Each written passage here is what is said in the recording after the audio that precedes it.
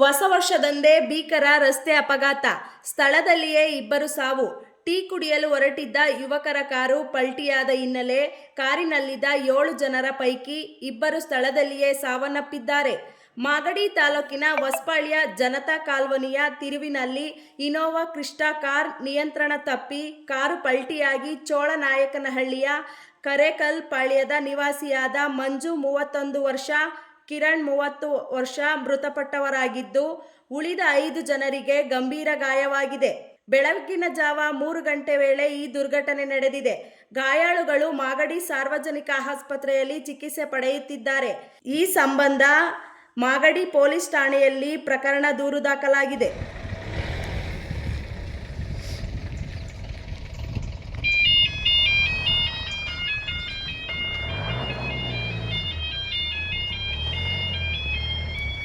ಎಲ್ಲಿ ಬಿದ್ದಿತ್ತಂತೆ ಕಾರು ಕೂಡ?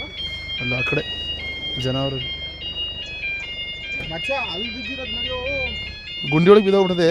ಗುಂಡಿ ಒಳಗಡೆ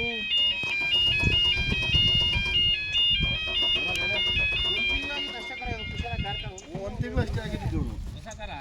ಇವನು ತಾಡು 1.5 ತಿಂಗಳು ಸೆಕೆಂಡ್ಸಲ್ಲಿ ಕ್ಲೋಸ್ ಫ್ರೆಂಡ್ಸು. ನಮ್ಮ ಪಕ್ಕದವರು, ನಮ್ಮ ಲಾರಿ ಬಿಡೋರಲ್ಲ. ಹೌದಾ?